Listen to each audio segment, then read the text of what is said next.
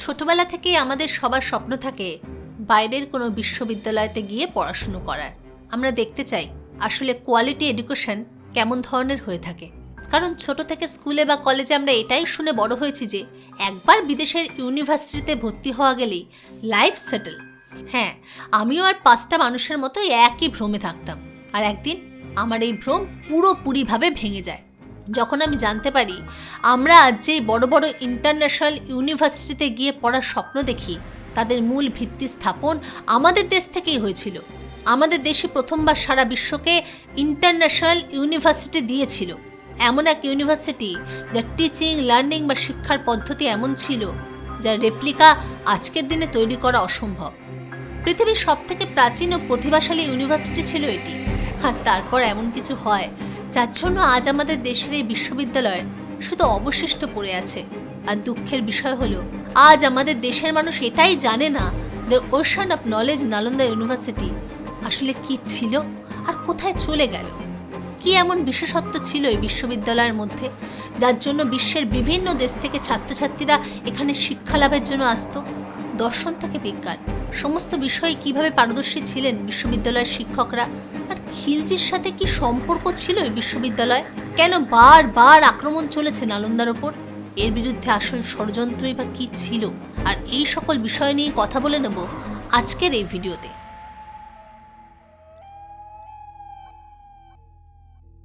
একসময় নালন্দা বিশ্ববিদ্যালয়ে বিশ্বের বিভিন্ন প্রান্ত থেকে ছাত্রছাত্রীরা শিক্ষা গ্রহণ করতে আসতো, আর শিক্ষা গ্রহণের পর নিজের দেশে ফিরে গিয়ে সেই শিক্ষা ছড়িয়ে দিত। একসময় বিশ্বের জ্ঞানের প্রদীপ ছিল আমাদের ভারতবর্ষ, আর তার জ্যোতি নালন্দা বিশ্ববিদ্যালয়। কিন্তু আজ আমাদের দেশের পিএইচডি হোল্ডাররাও একটা পিওনের চাকরি পাওয়ার জন্য মাথার ঘাম পায়ে ফেলে দিচ্ছে। কিন্তু কেন? আপনি যদি এখন গুগল করে দেখেন বিশ্বের টপ 100 ইউনিভার্সিটি কি কি, আপনি এর মধ্যে একটিও ভারতীয় বিশ্ববিদ্যালয় খুঁজে পাবেন না। এর মানে বুঝতে পারছেন, কেউ আপনার বাড়িতে এসে আপনার জিনিস চুরি করে আবার আপনাকেই বিক্রি করছে। যেটা আমাদের দেশ শুরু করেছিল সেখানেই আজ আমাদের দেশ অনেকটা পেছনে চলে গেছে। আর এই পেছনে পড়ে থাকার জন্য সবথেকে বড় কারণ হলো নালন্দা বিশ্ববিদ্যালয় ধ্বংস হয়ে যাওয়া। কিভাবে নালন্দার ধ্বংস হয়েছিল সে বিষয়ে তো আপনাদের অবশ্যই বলবো। তার আগে আপনাদের নালন্দার গৌরবময় অধ্যায়ের বিষয়টা একটু জানিয়ে রাখি। নালন্দা শব্দটি এসেছে সংস্কৃত শব্দ না আলন্দা থেকে, যার অর্থ হলো গিভার অফ সাম নলেজ। এটি বিহারের রাজধানী পাটনা থেকে প্রায় 90 কিলোমিটার দূরে অবস্থিত, যেটাকে গুপ্ত সাম্রাজ্যের রাজত্বকালে বানানো হয়েছিল। এই বিশ্ববিদ্যালয় ভারতের জন্য জ্ঞানের ভাণ্ডার ছিলই, কিন্তু তার সাথে সাথে এক গ্লোবাল ইনসিকিউরিটির কারণও হয়ে উঠেছিল। কিন্তু কেন? চলুন জেনে নিই। পৃথিবীতে প্রথমবার এরকম কোনো বিশ্ববিদ্যালয় তৈরি হয়েছিল যেখানে Japan, China, Indonesia, Korea, Iran, Mongolia থেকে ছাত্ররা আসতো। শুধু এই দেশগুলি বলে নয়, আরব থেকেও অনেক স্টুডেন্ট পড়াশুনো করতে আসতো নালন্দাতে। আর এভাবে খবর ছড়িয়ে পড়ে সমগ্র ইউরোপে।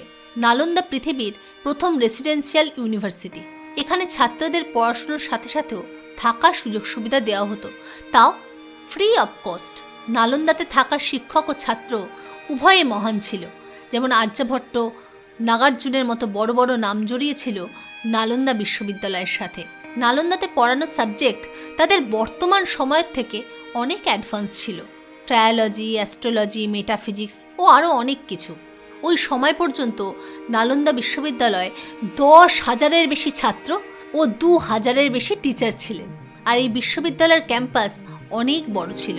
শোনা যায় অনেক মোনাস্ট্রিজ, লাইব্রেরি, অডিটোরিয়াম ছিল, যার মধ্যে 108টি ব্লক ও 11,000-এরও বেশি রুম ছিল স্টুডেন্টদের থাকার জন্য, যার মধ্যে এখনও পর্যন্ত 11টি ব্লকে উদ্ধার করা হয়েছে।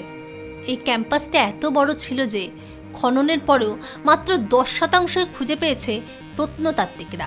নালন্দা বিশ্ববিদ্যালয়কে 5ম শতাব্দীতে কুমার গুপ্তা নির্মাণ করেছিলেন। 5ম শতাব্দী থেকে দ্বাদশ শতাব্দী পর্যন্ত নালন্দা তার সবথেকে সেরা সময় চলছিল। গুপ্ত সাম্রাজ্য থেকে পাল সাম্রাজ্য প্রত্যেকেই নালন্দাকে স্পেশাল বানানোর জন্য সব রকম সাহায্য করেন। কিছু কিছু রাজা আবার নালন্দার পড়াশুনো নিয়ে এতটাই সচেতন ছিলেন যে এত ছাত্র শিক্ষক থাকার পরেও বিশ্ববিদ্যালয়ের উন্নয়নের জন্য কোনো ছাত্রকে কখনো একটা টাকা পয়সাও দিতে হয়নি। শুনে নিশ্চয়ই আপনার অবাক লাগছে। তাহলে এত বড় বিশ্ববিদ্যালয় চলতো কিভাবে? মেনটেন্যান্স ও খাবারের জন্য তো নিশ্চয়ই টাকা লাগবে। সেই টাকাই বা আসতো কোথা থেকে? আসলে নালন্দা ফাইন্যান্সিয়ালি ফ্রি ইউনিভার্সিটি ছিল। বিশ্ববিদ্যালয়ের আশেপাশের 100টা গ্রামের ট্যাক্সের সম্পূর্ণ অর্থ নালন্দা বিশ্ববিদ্যালয়ে দান করে দেওয়া হতো। কারণ তখনকার শাসকরা মনে করতেন জ্ঞান বা বিদ্যা অর্জনের জন্য কোনো প্রকার অর্থ ব্যয় করার প্রয়োজন নেই। এটা সম্পূর্ণভাবে রাজার কর্তব্য সকলকে সাহায্য করা। 8ম শতাব্দীতে নালন্দা প্রথমবার গ্লোবালি পরিচয় পায়।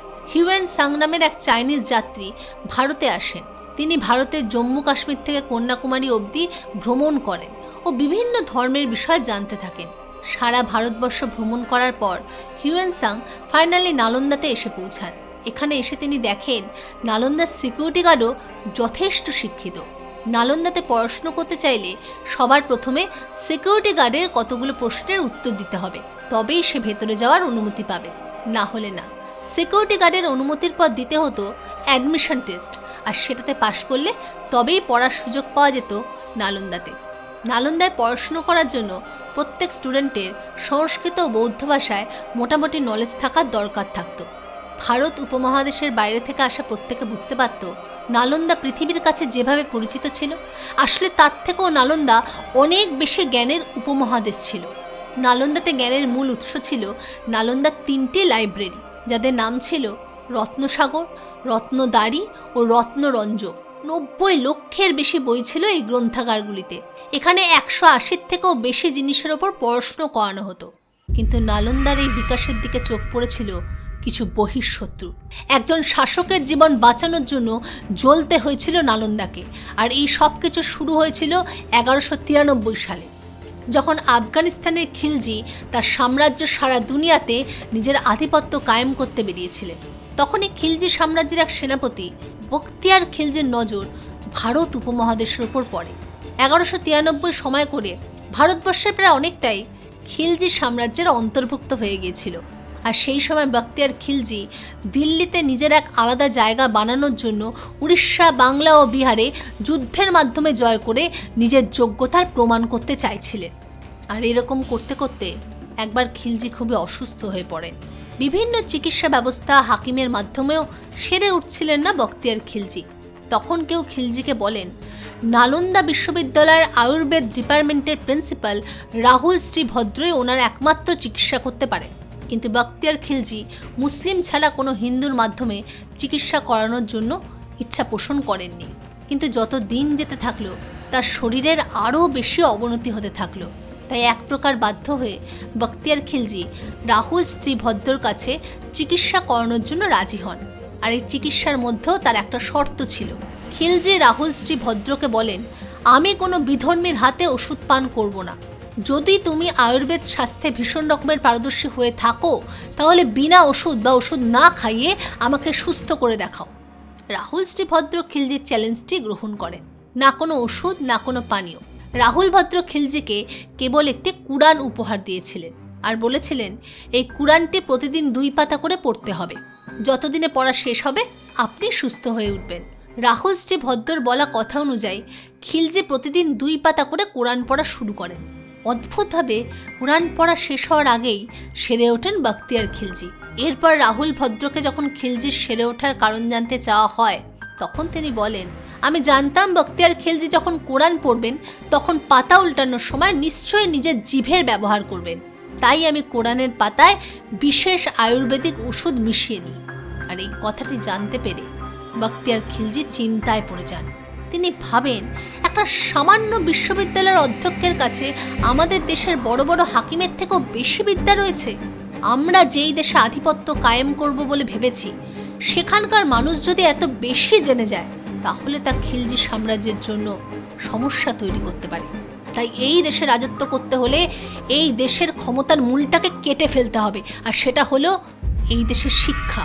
তাই এই দেশের শিক্ষার মূল কেন্দ্র নালন্দা বিশ্ববিদ্যালয়কে জ্বালিয়ে ফেলার সিদ্ধান্ত নেন বখতিয়ার খিলজি। নিজের সম্পূর্ণ সৈন্যবল নিয়ে নালন্দা বিশ্ববিদ্যালয়ের উপর হামলা করেন তিনি।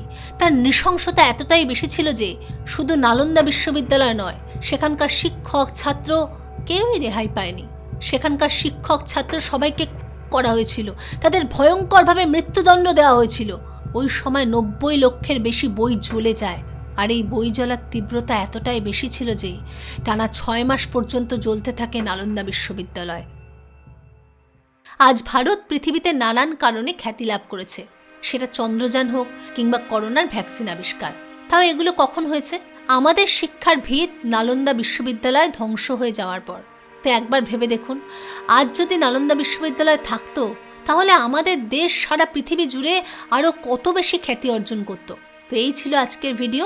ভালো থাকবেন, সুস্থ থাকবেন। দেখা হচ্ছে নেক্সট ভিডিওতে। ধন্যবাদ।